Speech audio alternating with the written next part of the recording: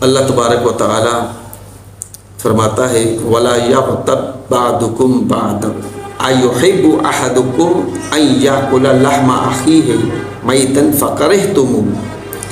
اللہ تبارک و تعالی سورہ حجرات میں فرماتا ہے کہ تم میں سے کوئی کسی کی غیبت نہ کرے۔ کیا کوئی تم میں سے یہ پسند کرے گا کہ وہ اپنے مرے ہوئے بھائی کا گوشت کھائے؟ فَكَرِهْتُمُوهُ، ضرور اس سے کراہیت کرے گا۔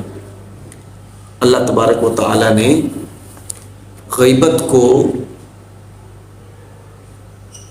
قرآن کریم کے اندر واضح الفاظ میں ایک وعید کے ساتھ ارشاد فرمایا ہے کہ یہ ایسا ہے کہ جیسے اپنے مرے ہوئے بھائی کا گوشت کھانا۔ حضور نبی کریم صلی اللہ تعالیٰ علیہ وسلم نے صحابہ کرام سے پوچھا کیا تمہیں معلوم ہے کہ غیبت کیا ہے؟ صحابہ کرام علیہ رضوان نے ارشاد فرمایا کہ یا رسول اللہ صلی اللہ تعالیٰ علیہ وسلم، اللہ اور اس کا رسول ہی بہتر جانتے ہیں کہ غیبت کیا ہے۔ حضور علیہ السلام نے فرمایا تم اپنے بھائی کی اس کی غیر موجودگی میں ایسی بات کرو جو کہ اسے ناگوار گزرے، یہ غیبت ہے۔ صحابہ کرام نے عرض کیا رسول اللہ اگر وہ بات اس کے اندر موجود ہو پھر بھی؟ حضور علیہ السلام نے ارشاد فرمایا ہاں، وہ بات اس کے اندر موجود ہو یہی تو غیبت ہے۔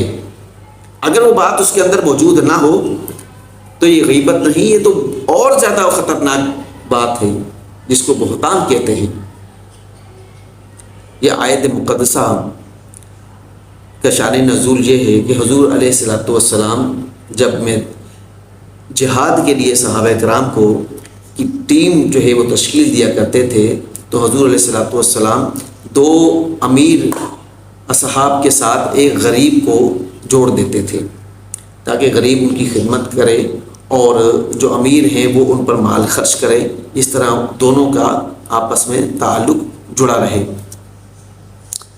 تو جب جہاد پر صحابہ کرام چلے گئے، حضور علیہ السلام بھی ساتھ ہیں، ان کا لشکر میدان جہاد میں ہے، تو حضرت سلمان رضی اللہ تعالیٰ عنہ کو دو اصحاب کے ساتھ جب جوڑا گیا تو ایک دن یوں ہوا کہ انہوں نے کھانا نہ بنا سکے، جب یہ رات کو سوئے تھکے ہارے تھے تو کھانا ان سے نہ بن سکا، تو باقی اصحاب نے پھر کہا کہ آپ ایسا کریں کہ آپ جناب اسامہ کے پاس جائیں جو کہ حضور علیہ السلام کے مطبخ میں کام کرتے ہیں، ان کے لیے کھانا تیار کرتے ہیں، تو آپ ان کے پاس جائیں تو ان سے کچھ کھانا ہمارے لیے بھی لے کر آ جائیں۔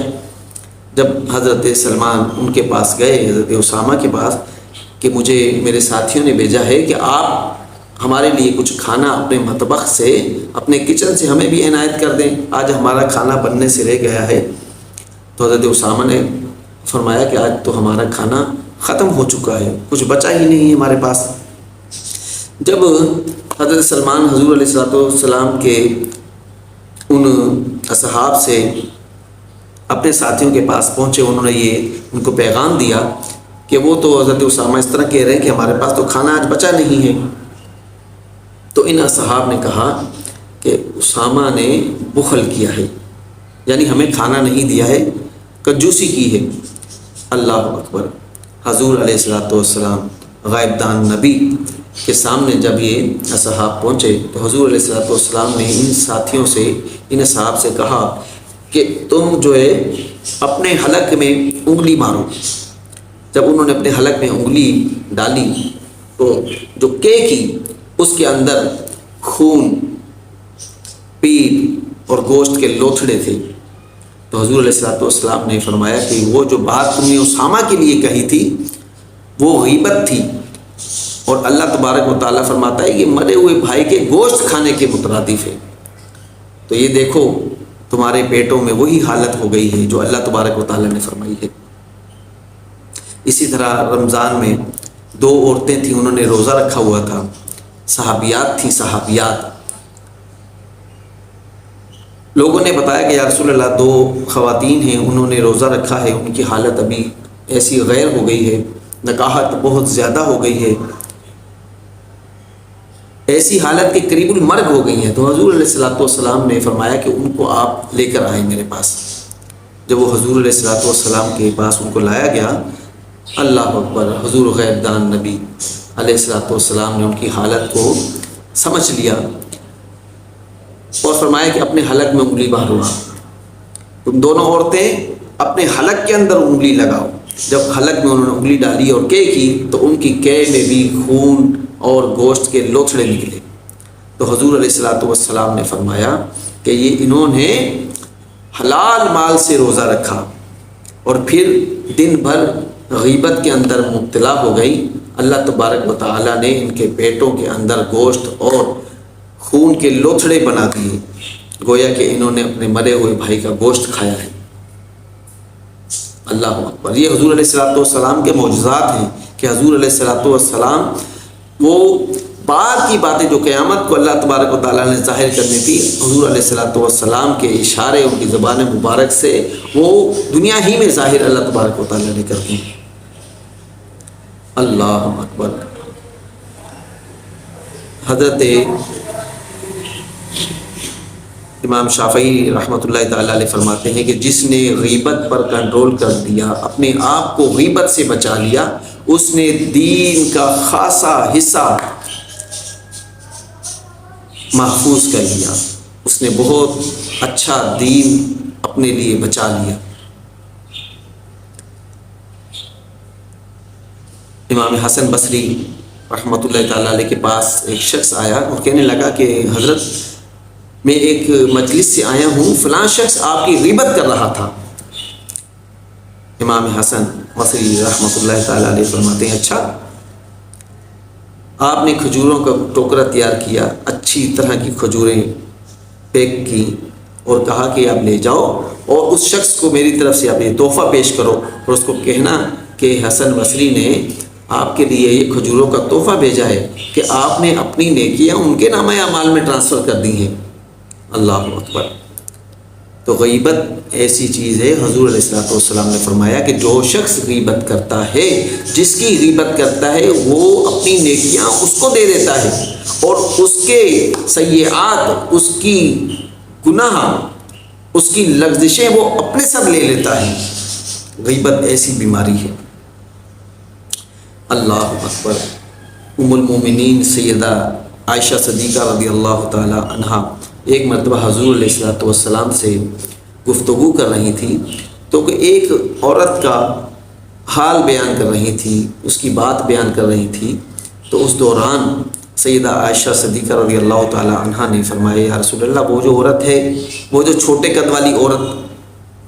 اللہ اکبر۔ صرف اتنا جملہ کہ وہ عورت جو چھوٹے قد والی ہے، تو حضور علیہ الصلوۃ والسلام نے فرمایا عائشہ، یہ اتنی سخت بات ہے کہ ایسی بات اگر سمندر میں ڈال دی جائے تو سارا پانی اس کا خراب ہو جائے، سمندر کا سارا پانی خراب ہو جائے، اتنی سخت بات ہے۔ اللہ اکبر۔ غیبت ایسی بیماری ہے، ایسا گناہ ہے، اور یہ علماء فرماتے ہیں کہ غیبت گناہ کبیرہ ہے اور حرام ہے۔ غیبت حرام ہے اور گناہ کبیرہ ہے۔ حضور علیہ الصلوۃ والسلام فرماتے ہیں کہ غیبت زنا سے بھی زیادہ سخت چیز ہے۔ صحابہ اکرام علیہ رضوان نے پوچھا یا رسول اللہ صلی اللہ تعالیٰ علیہ وسلم، زنا سے بھی زیادہ سخت ہے غیبت؟ حضور علیہ الصلوۃ والسلام نے فرمایا ہاں، کیونکہ اگر کوئی شخص زنا کرتا ہے تو اللہ تبارک و تعالیٰ کے حضور وہ توبہ کر لیتا ہے، اللہ اس کو معاف کر دیتا ہے، لیکن غیبت کے لیے ایک تو اللہ تبارک و تعالیٰ کے حضور بھی توبہ ضروری ہے، اور پھر جس کی غیبت کی ہے جب تک وہ اس کو معاف نہ کر دے گا، اللہ تبارک و تعالیٰ بھی اس کو معاف نہیں کرے گا۔ اس وجہ سے غیبت زنا سے بھی زیادہ سخت، اور یہ دلوں کو سخت کرنے والی بیماری ہے، دلوں کو سیاہ کرنے والی بیماری ہے۔ دوستو اور ساتھیوں، ہم خانقاہی نظام سے وابستہ ہیں،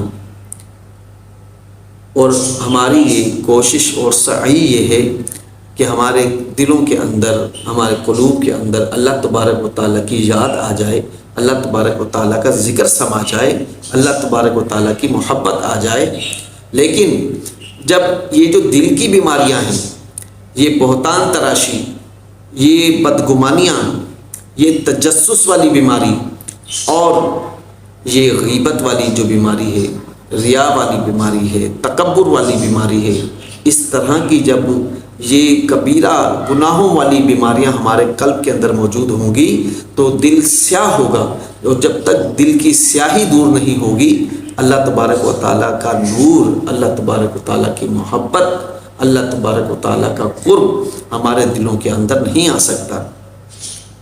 ہم جب چاہتے ہیں کہ اللہ تبارک و تعالیٰ کا قرب، اس کی محبت اور اللہ تبارک و تعالیٰ کی یاد ہمارے دلوں کے اندر آ جائے تو پھر ہمیں ان غلیظ اور گناہ کبیرہ والی بیماریوں سے ایک تو توبہ کرنی پڑے گی، اور سچے دل سے توبہ کے بعد پھر ان سے ہمیشہ بچنا پڑے گا۔ اگر کوئی ان بیماریوں میں مبتلا ہو جائے تو پھر اللہ تبارک و تعالیٰ فرماتا ہے واتقوا اللہ، اللہ سے ڈرو، ان اللہ تواب الرحیم۔ غیبت صرف یہی نہیں ہے کہ بندہ زبان سے کسی کی غیبت کر دے، اس کی پیٹھ پیچھے اس کی برائی کر دے، بلکہ لکھ کر بھی کوئی اگر کسی کی خامی بیان کرے وہ بھی غیبت ہے۔ اور اس سے بڑی بیماری بڑھ کر یہ ہے کہ آج کل یوں بھی ہوتا ہے کہ لوگ کر کے دکھاتے ہیں، پریکٹیکل کر کے دکھاتے ہیں۔ جیسے اگر کوئی شخص اپاہج ہے، چل نہیں سکتا، اس کی ٹانگ کے اندر عذر ہے، تو وہ لگڑا کر چل کے پریکٹس کر کے دکھاتا ہے، مذاق اڑاتا ہے کہ یہ فلاں شخص اس طرح ہے۔ تو یہ زبان سے جو غیبت کرنا اس سے بھی زیادہ خطرناک ہے۔ اسی طرح اگر کوئی شخص غیبت زبان سے خود غیبت نہ کرے لیکن کسی کے منہ سے کسی کی غیبت سن رہا ہو اور اس کو برداشت کر رہا ہو، اس کی حمایت میں بیٹھا ہو، تو وہ بھی ایسا ہی ہے جیسے وہ غیبت کرنے والا ہے۔ اور غیبت کی ایک اور قسم ایسی ہے کہ اگر کوئی شخص کسی غیر موجود شخص کی اچھائیاں بیان کر رہا ہو، اس کی خوبیاں بیان کر رہا ہو، اس کی نیکیاں بیان کر رہا ہو، تو سننے والا اور کچھ نہ کہے، فقط اپنے سر کو یوں نفی میں ہلا دے، یعنی یہ کہ جو آپ اس شخص کی اچھائیاں اور خوبیاں بیان کر رہے ہیں ایسا نہیں ہے۔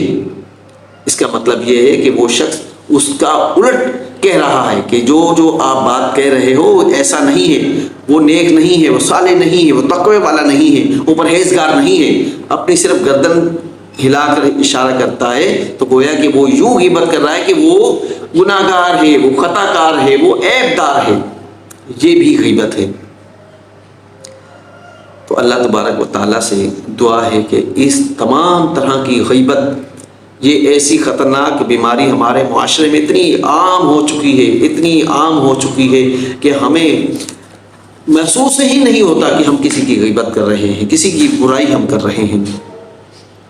اگر ہم ایک دن کا اپنا جائزہ لیں، ایک دن کا، رات کو، کہ ہم نے کتنی مجالس اٹینڈ کی ہیں، اس میں کس کس کی برائی کی ہے، کس کس کی خامی کی ہے۔ حال ہمارا یہ ہے کہ ہم نماز پڑھ کے نکلتے ہیں، باہر آ کر ہم جس کے پیچھے نماز پڑھی ہے اسی کی برائیاں شروع کر دیتے ہیں۔ اللہ اکبر۔ ایک مجالس ہمارا روٹین ہے، ہم نیکوکاروں کی مجالس میں کوشش کرتے ہیں، جاتے ہیں، وہاں اللہ کا ذکر کرتے ہیں، اللہ والوں کی باتیں سنتے ہیں، لیکن پھر اسی مجلس سے باہر نکل کر ہم آپس میں ایک دوسرے کی غیبت شروع کر دیتے ہیں کہ آج وہ کس طرح کی نعت اس نے پڑھی، آج اس نے کس طرح کے الفاظ بیان کیے، وہ کھانا کس طریقے سے کھا رہا ہے، وہ تو مجلس میں آتا ہی کھانے کے لیے ہے۔ اللہ اکبر۔ اس طرح کی تمام باتیں یہ غیبت ہیں اور گناہ کبیرہ ہیں۔ اللہ تبارک و تعالی ہم تمام کو اس طرح کے عیبوں سے، اس طرح کی بیماریوں سے جو قلبی آفات ہیں، اللہ تبارک و تعالی محفوظ فرمائے اور ہمارے قلوب کو روشن و منور فرمائے۔ ان تمام امراض کا خاتمہ ہمارے دلوں سے اللہ تبارک و تعالی فرما کر اپنا نور، اپنی محبت ہمارے دلوں کے اندر راسخ فرمائے۔ آمین۔ اللہ